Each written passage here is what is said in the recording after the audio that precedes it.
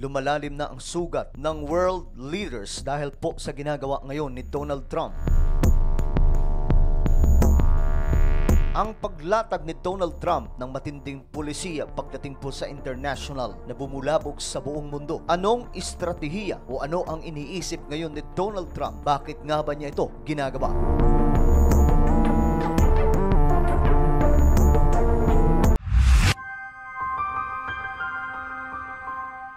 Hello, what's up mga sangkid? This is me. I'm back for another vlog today. Kamusta po kayong lahat? Huwag niyo pong kailimutan na i-subscribe yung ating YouTube channel, i-click ang bell at i-click niyo po yung all. At sa mga nanonood po sa Facebook, i-follow niyo po yung ating Facebook page. Usap-usapan ngayon mga sangkay ang matinding polisiya ni Donald Trump. Hindi lamang po mga polisiya sa kanilang bansa, kundi mga sangkay maging sa international. Ang pagpapataw mga sangkay ng mataas na taripa sa maraming mga bansa ay bumulabog sa international community. Pinag-uusapan ito ngayon mga sangkay at maging yung mga kakamping mga bansa ng US na iinis na rin po kay Donald Trump. Ano kaya ang posibleng iniisip ni Donald Trump? At ano kaya mga sangkay ang posibleng kahihinatnan nito? Pwede bang mangyari mga sangkay na pumasok tayo sa era ng digmaan?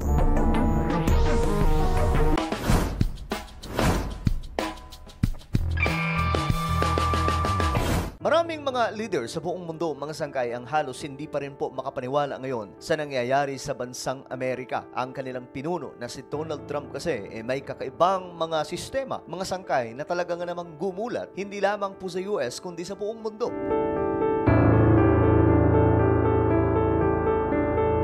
Para po sa kaalaman ng lahat, si Donald Trump lang naman mga sangkay ang isa sa namuno sa bansang Amerika sa panahon po natin ngayon na nagsabi mga sangkay na babalik na po ang US sa kung ano po ang kinagisnan nila noon pa man. Ito po ay ang panunumbalik sa Diyos mga sangkay. Dahil para po sa inyong kaalaman, nalulung po sa matinding bisyo ang bansang Amerika. Bisyo sa kalayawan sa sanlibutan. Kung kaya't mga sangkay, bago pa lamang po maupo si Donald Trump sa pangalawang pagkakataon sa United States of America, talagang namang tahasan na po niyang sinasabi mga sangkay na hindi na po sila babalik sa kung ano po ang nakasanayan nila ngayon, na walang iba mga sangkay kundi ang kalayawan ng mundo. Dahan-dahan po niyang ibinalik yung Bible study sa White House. Ibinalik po ang pagtuturo ng Biblia sa mga eskwelahan at pinaburan po ang maraming mga simbahan doon sa US. Maging ang LGBTQ community mga sangkay ay nahirapan ngayon dahil nga po sa pulisiya ni Donald Trump na pinagbabawalan na po sila mga sangkay sumali sa kung anumang mga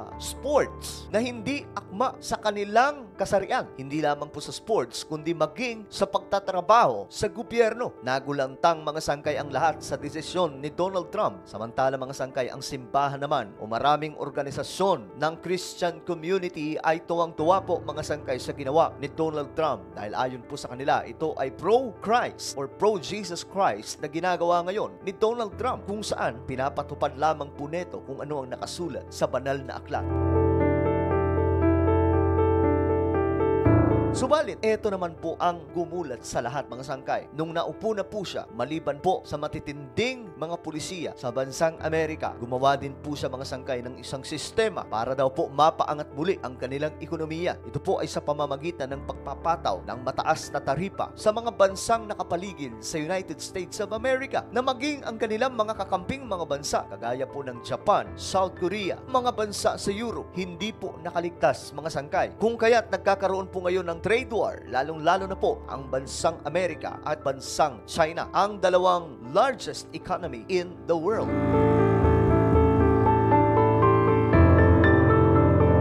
Ang pulisiya na ito mga sangkay, naglalayon na pataasin muli ang ekonomiya ng bansang Amerika sa pamamagitan po ng pagbabayad ng mataas na buwis o taripa ang lahat ng mga bansa na nagpapadala po ng kanilang mga produkto papasok po sa bansang Amerika. Kung kaya't mga sangkay, medyo may sigalot po ngayon ang maraming mga bansa laban sa US. Hindi po nagugustuhan ito mga sangkay. Maging ang Europe o mga bansa sa Western, nagulantang sa ginawa po ni Donald Trump mga sangkay. Ang desisyon na ito ay hindi rin po binawi ni Donald Trump sa kabila po mga sangkay ng mga panawagan na maging ang mga kakamping mga bansa kagaya ng France at Japan ay wala rin pong nagawa. Yung iba naman mga sangkay ay minamaliit ito at hindi raw po ito dapat ipagpatuloy ni Donald Trump sapagkat ito daw po ang magdadala sa pagbagsak ng ekonomiya lalo ng bansang Amerika.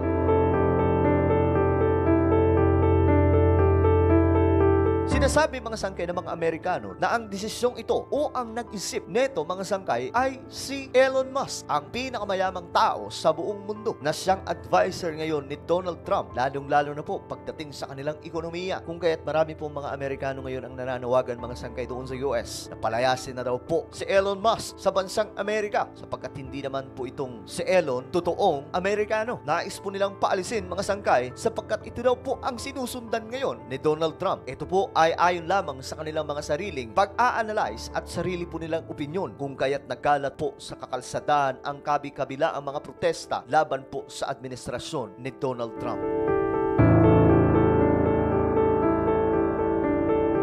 Ang katanungan dito mga sangkay, ano kaya ang posibleng naiisip ni Donald Trump? Ano ang gusto niyang mangyari mga sangkay sa pagpapataw ng taripa sa napakaraming mga bansa? Dahil para po sa inyong kaalaman mga sangkay, napakahaba po ng listahan ng pinatawan ng taripa ni Donald Trump na maging ang Pilipinas ay hindi po nakalusot. Bagamat nasa 17% lamang na taripa ang ipinataw sa atin, napakababa mga sangkay kumpara sa iba.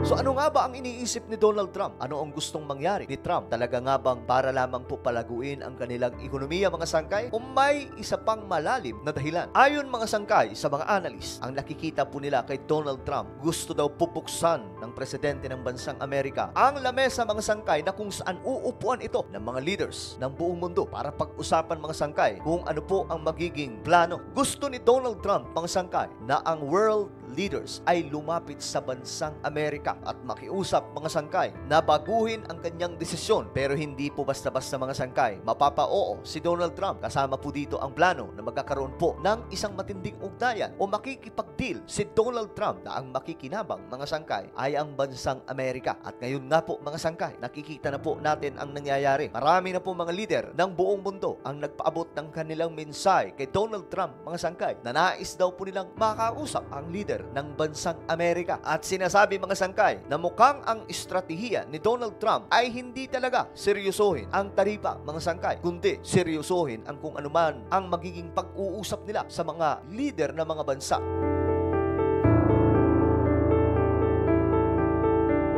Kamakailan lamang mga sangkay, nakapag-usap na po ang Prime Minister ng Japan at si Donald Trump. At ayon po sa isiniwalat mga sangkay ni Trump, naging maayos daw po ang kanilang pag-uusap. At sa darating na araw mga sangkay, mukhang magkakaroon na po ng maayos ulit na relasyon ang dalawang bansang ito sa kabila po ng pagpataw ni Donald Trump ng mataas na taripa laban po sa Japan.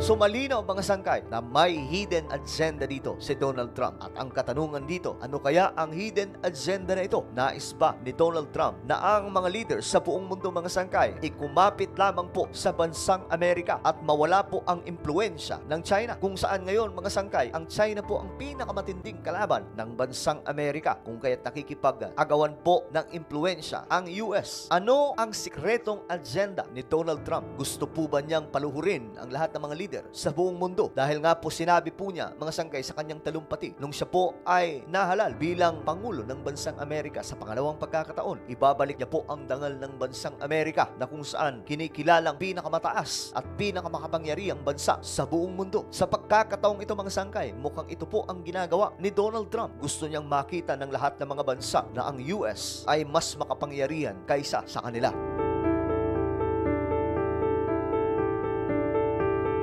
Pag pinag-usapan naman po natin mga sangkay, ang salita ng Diyos patungkol po sa paglabas ng pinakamaimpluwensyang nilalang. Ito po ay si Antichrist na ayon po sa pagkakasalaysay ng banal na aklat, ang taong ito ay magiging makapangyarihan at maimpluwensya na maging ang politika at world leaders mga sangkay ay mapapasunod niya. Ang tanong tuloy po dito ng marami, eto na ba yun? Si Trump na ba ang sinasabi mga sangkay na Antichrist? Hindi pa rin po natin yan masabi mga sangkay kasi nga po ang US nakaangkla ngayon sa sistema ni Donald Trump na sila daw po ay bumalik na sa paanan ng ating Panginoong Hesus sa pamamagitan po ng kanyang mga pulisiya na pabor sa simbahan. Pero ang impluensya na nakasulat sa Biblia nitong si Antichrist ay talagang malala. Isipin niyo mga sangkay, kahit po yung mga nag-aaway ng mga bansa ay paiikutin niya. Pagbabatiin niya mga sangkay, maging yung makakaaway ng bansang Israel ay hihilutin at aayusin niya. Ganyan kamakapangyarihan ang nakapropesiya sa Biblia na si Antichrist.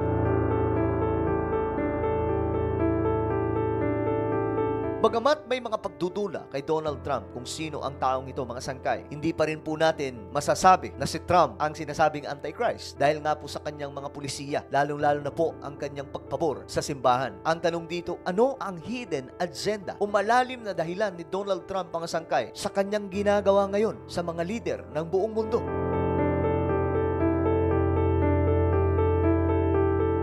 Ano po ang inyong opinion? Just comment down below. Huwag niyo pong kailimutan na i-subscribe yung ating YouTube channel.